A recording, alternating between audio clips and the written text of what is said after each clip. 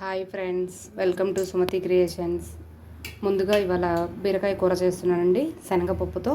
దానికి కావాల్సిన పదార్థాలు చెప్తాను. కొంచెం చిన్న ముక్క అన్నమాట అల్లము కచ్చాపచ్చిగా దంచి పెట్టుకున్నాను.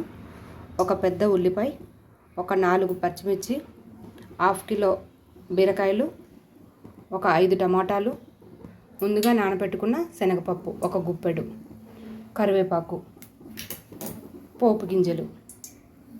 ముందుగా స్టవ్ ఆన్ చేసుకొని ఆయిల్ వేడి చేసుకున్నానండి.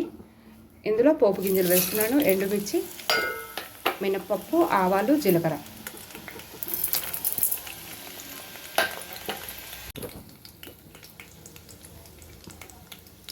ఇలా వేగితే సరిపోతుందండి. కొంచెం పసుపు,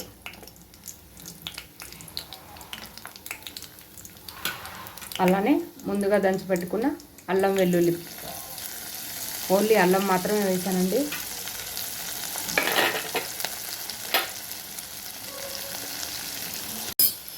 ఇది ఒకసారి ఇలా తిప్పుకున్నా.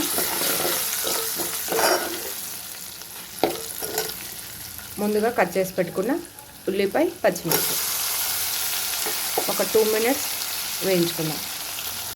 ఉల్లిపాయలు ఇలా ఉడికితే సరిపోతుందండి. ఒక 2 రెమ్మలు కరివేపాకు,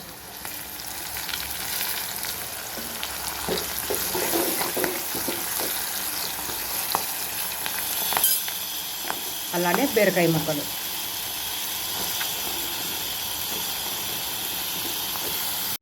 ఇలా బీరకాయ ముక్కలు వేసిన తర్వాత టేస్ట్కి సరిపడా సాల్ట్.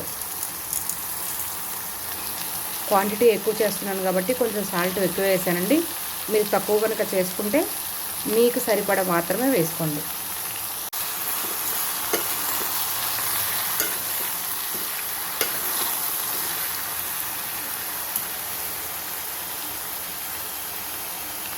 ఒక 5 మినిట్స్ మూత పెట్టి ఉంచుకున్నాం.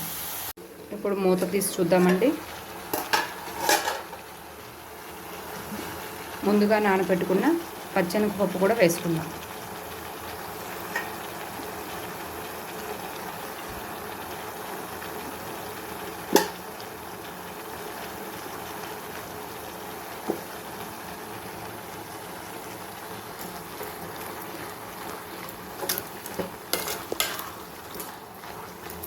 ఇంకొక 10-15 మినిట్స్ మూత పెట్టుకొని ఉంచుకుందాం. మూత తీసి చూద్దామండి. అలానే మధ్య మధ్యలో కలుపుకోండి, ఎందుకంటే అడుగంటుతుంది మళ్ళీ. ఇంకొక 5 మినిట్స్ పడుతుందండి, ఇంకా ఉడకలేదు బీరకాయ.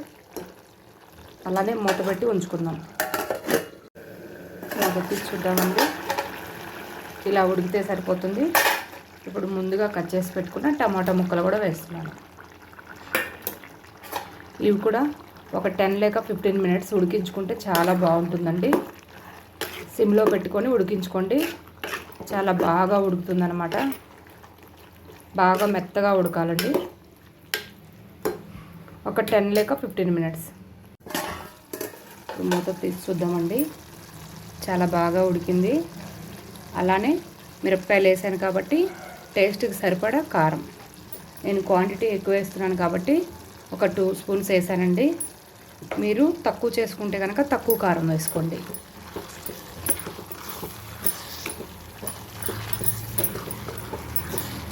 ఇంకొక 5 మినిట్స్ ఉంచుకుందామండి. 2 స్పూన్స్ ధనియాలు, కొంచెం కొబ్బరి వేసి మిక్సీ పట్టుకుంటున్నాను. ఇలా అయిన తర్వాత కొన్ని వెల్లుల్లి రెప్పలు వేస్తున్నాను. ఇప్పుడు మళ్ళీ మిక్సీ పట్టుకున్న తర్వాత ఇలా అయిందండి.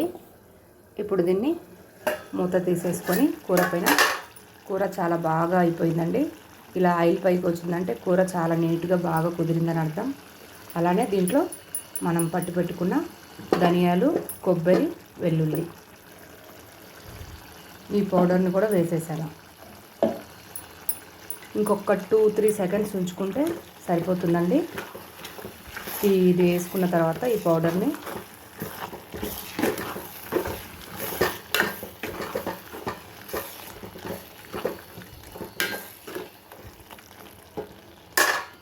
నా వీడియో కనుక నచ్చినట్టయితే లైక్ చేయండి, షేర్ చేయండి, సబ్స్క్రైబ్ చేయండి.